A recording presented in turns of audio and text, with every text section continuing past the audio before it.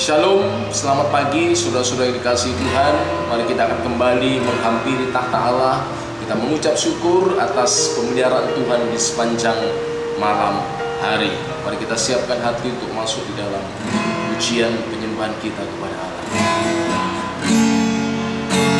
Terima kasih Tuhan. Kami mau datang padamu ya Allah.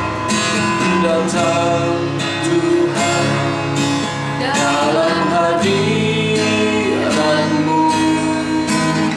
perhiaskan kekudusan. Seluruh surga sujud menyembah-Mu,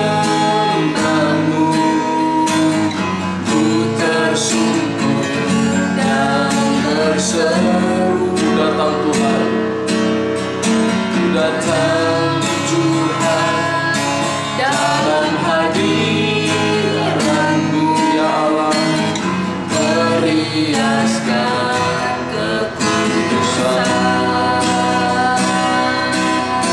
Seluruh surga sujud menyembah-Mu, ku tersungkur dan berseru.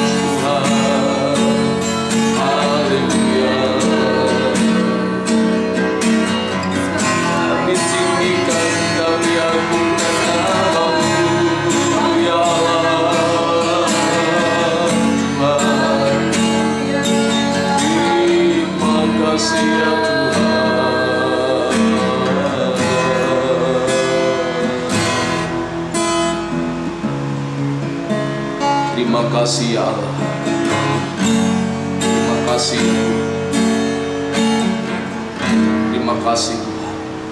Sungguh seluruh bumi kiranya sujud menyembah Engkau, Allah yang layak dipuji dan disembah ya Allah. Terima kasih ya Tuhan buat segala berkat kasih karunia-Mu. Terima kasih buat segala apa yang sudah Kau berikan dalam hidup kami. Dan kiranya pujian penyembahan yang kami naikkan berkenan kepadamu ya Tuhan. Dan kalau sebentar kami akan mendengarkan sabda-Mu, berikan hikmat pengertian kepada setiap kami, sehingga dalam segala keterbatasan kami mampu mengerti, terlebih kami mampu mempercayai dan melakukan firman-Mu di dalam hidup kami. Terpujilah nama-Mu, di dalam nama Yesus kami berdoa dan mengucap syukur. Yang percaya katakan amin. Shalom, salam sejahtera di dalam nama Tuhan Yesus. Nah, kita berjumpa kembali di dalam renungan dan doa pagi Mana Surgawi. Kita akan melanjutkan pembelajaran kita dari Injil Matius. Nah, kita sudah membahas tentang silsilah Yesus. Kita sudah membahas bagaimana malaikat meneguhkan Yusuf untuk Yusuf tidak ragu mengambil Maria sebagai istrinya, karena anak yang di dalam kandungannya itu berasal dari Roh Kudus. Nah, pada pagi hari ini kita akan kembali belajar tentang sebuah peristiwa yang direkam oleh Matius ketika orang-orang Majus itu datang mencari bayi Yesus. Anda bisa baca ini karena saya tidak punya cukup banyak waktu untuk membacakan dalam tayangan ini, dalam Matius pasal 2 ayat 1 sampai 12. Nah, di sana dikisahkan ketika orang Majus itu mengikuti bintang dari timur, mereka sampai ke Yerusalem untuk mencari bayi Yesus, sang Raja Mesias, Juru Selamat yang akan datang pada zaman akhir itu. Nah, mereka berjumpa dengan Herodes, saya kisahkan cara singkat, untuk bertanya, karena ketika mereka sudah sampai di daerah Palestina, mereka tidak lagi melihat bintangnya. Karena itu mereka datang ke Yerusalem sebagai pusat saat itu dari kehidupan orang-orang Israel. Mereka datang ke Herodes, mereka bertanya, di manakah bayi yang akan dilahirkan sebagai raja itu? Dan kita baca di dalam pasal yang kedua, Herodes terkejut, orang-orang Yerusalem terkejut ketika mendengar pertanyaan dari orang-orang Majus yang datang dari timur itu, suatu tempat yang sangat jauh, bertanya di mana raja yang akan datang itu. Kagetlah Herodes, kagetlah orang-orang Yerusalem. Kenapa mereka kaget? Nah, kita akan bahas ini nanti. Tapi saat ini saya akan memberikan gambaran dulu bagaimana latar belakang kisah peristiwa yang direkam oleh Matius ini. Nah, kalau kita lihat dalam peristiwa ini, dalam Matius pasal 2 ayat yang pertama sampai 12, kita bisa menemukan 4 golongan orang atau kelompok yang sebenarnya itu mewakili 4 sikap hati kita ketika kita mendengar kebenaran Allah atau bagaimana respon kita terhadap pribadi Allah. Yang pertama diwakili oleh orang Majus, yang kedua diwakili oleh Herodes itu sendiri, yang ketiga adalah orang-orang di Yerusalem, yang keempat adalah imam-imam kepala dan ahli Taurat. Nah, tentu tidak mungkin membahas semua ini dalam waktu yang sangat singkat ini. Karena itu pagi ini saya hanya membahas saja dari orang-orang Majus. Ini siapa orang Majus? Saya juga tidak akan menjelaskan terlalu panjang lebar. Kitab suci menunjukkan, mengisahkan bahwa mereka orang-orang yang datang dari timur. Kata Majus itu di dalam PB itu digunakan, diterjemahkan juga bisa menunjuk ahli sihir, bisa menunjuk orang-orang yang berilmu. Dalam konteks ini mungkin mereka adalah ahli perbintangan, yang dimana mereka melihat berdasarkan keilmuan mereka bahwa akan lahir sang raja penyelamat di zaman akhir ini. Nah, di sini kita juga bisa melihat prinsip bahwa Allah punya banyak cara untuk membawa orang datang kepada Dia yang mungkin di luar jangkauan pikiran kita. Bagaimana mungkin orang Majus yang mungkin dianggap kaum yang tidak berkitab seperti orang Yahudi memiliki kitab Taurat sebagai bentuk pewahyuan ilahi, tetapi ternyata Allah juga berkarya di tengah bangsa-bangsa lain yang membawa mereka kepada Mesias, kepada Juru Selamat itu, supaya mereka juga diselamatkan. Yang kedua, Matius merekam peristiwa ini di dalam Injilnya juga untuk menunjukkan sesuai dengan nubuatan di dalam kitab Nabi Yesaya bahwa Mesias itu akan menjadi terang bagi bangsa-bangsa lain. Mesias bukan hanya terang bagi orang Yahudi, keturunan Abraham, tetapi Mesias itu juga terang bagi bangsa-bangsa lain, karena Allah juga mengasihi bukan hanya orang Yahudi, tetapi juga bangsa lain, termasuk kita yang bukan orang Yahudi, bukan keturunan Abraham secara biologis. Allah mengasihi kita. Karena itu saudara, saya, kita semua menerima kasih karunia di dalam Kristus Yesus. Nah, pagi hari kita akan lihat dari sosok orang Majus yang dikatakan mereka datang dari timur, sebuah tempat yang cukup jauh.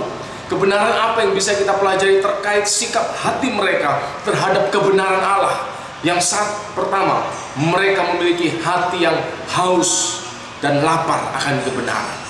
Orang yang tidak memiliki hati yang haus dan lapar akan kebenaran tidak mungkin akan menempuh sebuah perjalanan yang sangat jauh seperti orang Majus ini, yang bukan hanya 10-20 kilo, tetapi ratusan kilo, bahkan bisa mungkin mencapai ribuan kilo untuk tiba di Yerusalem mencari Raja Mesias yang akan datang itu. Pasti mereka rindu, mereka haus akan suatu kebenaran, mereka membutuhkan suatu kepastian akan kehidupan kekal. akan Sang Juru Selamat yang akan menyelamatkan umat manusia dari kegelapan rohani. Dan benar kerinduan mereka, rasa haus dan rasa lapar itu mereka buktikan. Mereka tunjukkan bagaimana mereka mau menempuh perjalanan yang sangat jauh untuk mencari di mana Sang Raja itu dilahirkan. Nah, saya sekilas menceritakan bagaimana awal sekitar tahun 2000-an ketika saya mencari sesuatu hal yang pasti dalam hidup ini, yakni terkait keselamatan, terkait kebenaran tentang iman Kristen. Semuanya saya lakukan. Saya belajar, saya membeli buku-buku rohani, saya belajar, saya mencari, terus saya lakukan, menunjukkan saya haus, saya lapar akan kebenaran sejati itu. Dan kita bisa lihat sikap yang sama itu ada pada orang-orang Majus ini. Lalu bagaimana dengan kita? Apakah kita menunjukkan sikap yang sama? Kita memiliki rasa yang haus, rasa yang lapar akan kebenaran Allah, atau kita biasa cuek saja? Kita tidak ada respon, tidak ada gairah untuk membaca kebenaran firman Allah, mempelajari firman-Nya, merenungkan firman-Nya. Bagi kita firman Allah itu bukan sesuatu yang menarik, atau sebaliknya bagi kita seperti yang dikatakan pemazmur, firman-Mu itu Tuhan seperti emas, bahkan lebih dari emas yang tua, menggambarkan sesuatu yang berharga, sesuatu yang bernilai, sesuatu yang harus dimiliki dalam hidup ini. Ya kan? Kita pasti ingin memiliki harta seperti emas, emas yang tua, emas murni. Seharusnya sikap yang sama juga kita miliki terhadap kebenaran Allah. Kita rindu mengertinya, kita rindu memahami, terlebih kita mempercayai dan kita melakukan kebenaran Allah itu di dalam hidup kita. Nah, sikap yang seperti ini yang dimiliki orang Majus.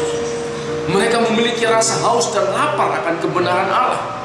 Mereka rela melakukan perjalanan yang begitu jauh untuk dapat berjumpa dengan Sang Raja Mesias itu. Bagaimana dengan kita? Apakah kita memiliki rasa haus dan lapar yang sama seperti mereka? Yang pasti itu terlihat dari sikap kita. Sudahkah kita menginvestasikan waktu, membaca firman-Nya, merenungkan, menggali lebih jauh? Ada rasa haus, ada rasa lapar. Aku ingin lebih mengenal Engkau Tuhan. Aku ingin lebih mengerti akan kehendak-Mu ya Allah. Yang sungguh dampaknya begitu luar biasa. Pengenalan akan Allah, mengerti kehendak Allah, itu akan merubah seluruh hidup kita, akan mengubah jalan hidup kita. Yang kitab suci katakan, jalan orang benar itu akan semakin terang sampai rembang tengah hari. Karena itu mari kita belajar miliki sikap yang haus dan lapar akan kebenaran firman Allah. Yang kedua, sikap apa yang bisa kita temukan dari orang-orang Majus ini? Mereka mau membayar harga. Mereka mau membayar harga demi untuk berjumpa dengan Sang Raja Mesias. Sudahkah kita mau membayar harga untuk kebenaran Allah, untuk menghidupi firman-Nya, menghidupi kebenarannya? Atau kita tidak mau bayar harganya? Bagi kita ini sesuatu yang tidak penting, sesuatu yang tidak bernilai, sehingga tidak perlu aku perjuangkan, tidak perlu aku berusaha membayar harganya, supaya aku lebih mengenal Allah, supaya aku lebih mengerti kehendak Allah. Membayar harga itu bicara sesuatu yang kita keluarkan, sesuatu yang mau kita korbankan dalam hidup ini. Dan Tuhan ingin melihat sejauh mana kita mau membayar harganya. Orang-orang Majus ini mau membayar harga. Bukan perjalanan yang mudah, saudara. Iya, kalau sekarang akses perjalanan itu begitu mudah, ada jalan tol, kita memiliki kendaraan, mobil, sepeda motor, ya kan, bisa pesawat terbang. Tetapi mereka saat itu, bayangkan, belum ada jalan tol. Mereka hanya berkendara menggunakan binatang, mungkin onta digambarkan dalam drama-drama Natal. Tetapi mereka membayar harganya. Ada ancaman kematian di sana. Dalam perjalanan itu bisa saja mereka menghadapi resiko dirampok. Ketika mereka selewat padang gurun, tidak ada lampu, tidak ada polisi, mereka menghadapi resiko ancaman kematian. Tetapi mereka tahu ada sesuatu yang lebih bernilai dari itu semua yang harus mereka dapatkan. Seperti perumpamaan yang diajarkan Yesus tentang mutiara atau harta yang terpendam, yang membuat kita rela menjual segalanya demi sesuatu yang lebih berharga, demi sesuatu yang lebih bernilai. Nah, persoalannya, apakah kebenaran Allah itu bernilai bagi kita? Nah, itu pertanyaan. Apakah pribadi Allah itu sangat bernilai bagi kita, melebihi segala-galanya? Sehingga seperti perkataan Yesus kepada Matius, kepada murid-muridnya, mari ikutlah aku. Mereka tinggalkan itu karena mereka melihat panggilan sang guru itu lebih bernilai dari apa yang mereka miliki. Seperti Paulus yang ia katakan, apa yang dahulu keuntungan bagiku, sekarang kuanggap sampah, karena pengenalan akan Kristus itu lebih mulia, lebih bernilai, lebih berharga. Bagaimana dengan kita? Atau sebaliknya bagi kita, itu biasa saja. Sehingga kita dengan mudah menggadaikan kebenaran Allah, kita dengan mudah meninggalkan Kristus. Mungkin karena pasangan hidup, mungkin karena persoalan ekonomi, mungkin karena banyak hal. Bagi kita tidak penting lah, sama saja, semua sama. Sehingga kita dengan mudahnya meninggalkan Kristus, sang juru selamat kita. Tetapi tidak demikian dengan orang Majusi. Mereka membayar harganya, mereka mengadakan perjalanan yang jauh yang penuh risiko, tapi mereka mengerti ada sesuatu yang sangat bernilai akan mereka dapatkan, yang nilainya melebihi semua risiko yang mungkin bisa mereka alami. Seharusnya sikap yang sama juga ada di dalam diri kita. Sungguh nilainya tidak sepadan. Kemuliaan, berkat, apa yang disediakan dalam pengenalan akan Allah dan kebenaran firman Allah itu sungguh tidak bisa dibandingkan dengan apa yang ada di dalam dunia ini. Mari kita teladani dua hal ini. Pada pagi hari kita belajar dua hal ini dulu, agar tidak terlalu banyak tidak kita serap dengan maksimal. Yang pertama, miliki rasa haus dan lapar akan kebenaran Allah. Miliki rasa haus dan lapar pengenalan akan Allah. Yang kedua, mari kita mau membayar harganya untuk mendapatkan kebenaran Allah, membayar harganya untuk kita memperoleh pengenalan akan Dia. Sungguh dampak pengenalan akan Allah itu luar biasa. Kita dibuatnya menjadi pribadi yang kuat, pribadi yang tangguh dalam segala tantangan situasi apapun yang bisa menghampiri kita. Cara khusus di hari-hari akhir ini, orang yang mengenal Allah dan tertulis dalam kitab Daniel akan tetap kuat dan bertindak. Kiranya kebenaran firman Tuhan memotivasi, mengingatkan kita, mendorong kita untuk kita memiliki sikap yang sama seperti sikap yang dimiliki oleh orang-orang Majus. Amin. Tuhan Yesus memberkati. Mari kita berdoa. Bapa Surgawi, terima kasih buat kebenaran firman-Mu yang sudah kami dengar pagi hari ini melalui pembelajaran dari orang-orang Majus yang mereka berjalan dari timur untuk mencari sang bayi Raja Mesias yang lahir pada zaman akhir itu. Biar kiranya sikap yang sama ada pada kami, rasa haus lapar akan kebenaran itu, dan rasa hati yang mau membayar harga, karena kami tahu pengenalan akan Engkau, kebenaran-Mu itu melebihi apapun yang ada dalam dunia ini. Terpujilah nama-Mu, hamba serahkan seluruh jemaat-Mu dalam segala aktivitas harian mereka. Di sepanjang hari ini Tuhan menyertai, Tuhan memimpin, Tuhan memberkati. Dalam nama Yesus kami berdoa dan mengucap syukur. Yang percaya katakan amin. Tuhan Yesus memberkati.